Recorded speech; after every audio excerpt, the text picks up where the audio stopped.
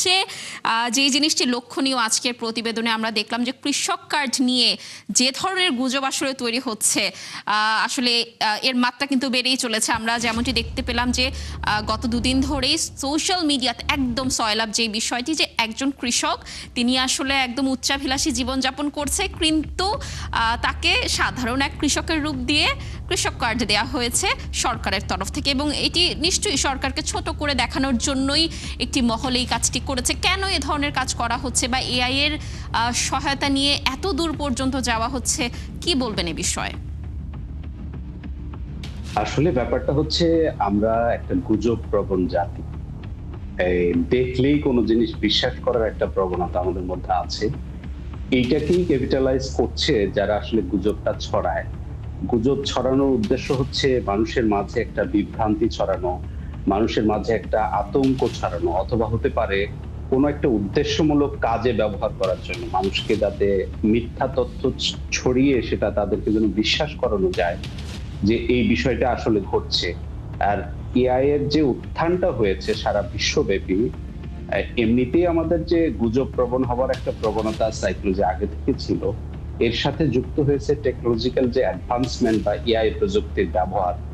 এইটা উন্নত বিশ্ব অনেকগুলো দেশে কিন্তু আইনের মাধ্যমে এটার অ্যাবিউজ নিয়ন্ত্রণের করার চেষ্টা করা হচ্ছে। কিন্তু আমরা আসলে এআই প্রযুক্তিতে যতটা অগ্রসর হয়েছি, এআই প্রযুক্তির অপব্যবহার রোধের বিষয়ে আমরা অতটা তৎপর হতে পারিনি।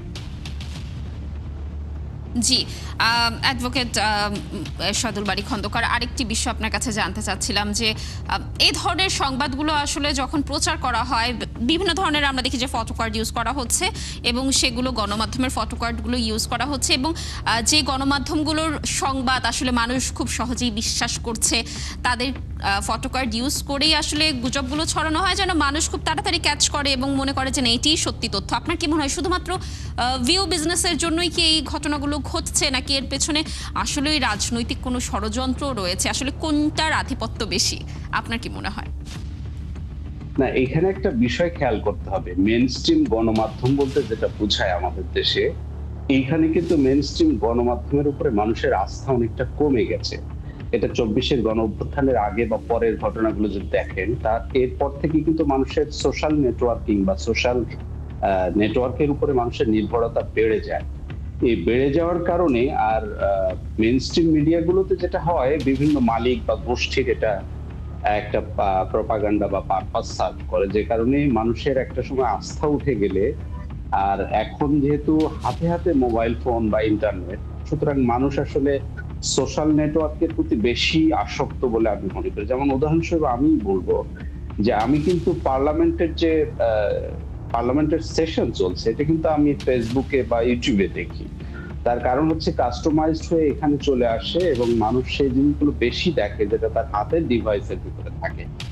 আপনার ৭১ টিভিরও অনেক সংবাদ দেখবেন যে সেটা সোশ্যাল নেটওয়ার্কের মাধ্যমে মানুষ পেয়ে যাচ্ছে। জি, এইটা আসলে বর্তমানে যে ডিভাইস, ইন্টারনেট, এআই যেটাই বলেন না কেন, এভেইলেবল যে প্রযুক্তিটা আপনার কাছে আছে সেটার মাধ্যমে যেমন ব্যবহার করছে, যারা অ্যাবিউজ করছে তারা ঠিক এই জায়গাটায় ক্যাপিটালাইজ করছে। জি, যেহেতু মানুষের কাছে এটা যাচ্ছে, সুতরাং কি হবে, এইটার মাধ্যমেই গুজবটা ছড়িয়ে দেওয়া যাবে যেটা তার হাতের কাছে আছে। জি। আপনার কাছে আরো একটি প্রশ্ন রাখতে চাচ্ছিলাম। আপনি যেমনটি বললেন যে গণমাধ্যমের উপর আসলে আস্থার জায়গাটি কমে গেছে, এবং আপনি বললেন যে ২৪-এর গণঅভ্যুত্থানের পরই বিষয়টি আরো প্রকট আগে হয়েছে। পরে দুটোই বলেছি। জি, জি। আপনার কি মনে হয় এই আস্থাটা ফেরানোর জন্য আসলে আমরা যারা গণমাধ্যম কর্মী রয়েছি বা আমরা যারা গণমাধ্যম রয়েছি, আমাদের কি করণীয়? আপনারা কিন্তু করছেন। সোশ্যাল নেটওয়ার্কে কিন্তু আপনাদের যথেষ্ট লাইভ প্রোগ্রাম গুলো আছে। আপনারা জি, কিন্তু সেখানে নিয়মিত পোস্ট করছেন, সেখানে ভিডিও ছাড়ছেন, লাইভ করছেন। তো সুতরাং মেইনস্ট্রিম মিডিয়া গুলো কিন্তু সোশ্যাল নেটওয়ার্কের সাথে একেবারেই কানেক্টেড হয়ে জি, গেছে এবং মানুষ সংবাদ কিন্তু টিভিতে আর দেখছে না। আপনাদের লাইভ প্রোগ্রামটা কিন্তু ফেসবুকে দেখছে অথবা ইউটিউবে দেখছে। সুতরাং আপনারা মেইনস্ট্রিম মিডিয়া গুলো কিন্তু সোশ্যাল নেটওয়ার্কের সাথে ইনভলভড হয়ে গেছেন, কানেক্টেড হয়ে গেছেন। এখন আস্থা ফেরানোর যে বিষয়টি, সেটি তো আপনার মানুষ তো একেবারে যাচাই করে না তা তো না। যেহেতু একই সাথে অনেকগুলো মিডিয়া, অনেকগুলো ফেসবুক পেজ, অনেক মানে আসার সুযোগ আছে, সুতরাং এইটা ভেরিফাইড হয়ে যায় কোনো না কোনো ভাবে।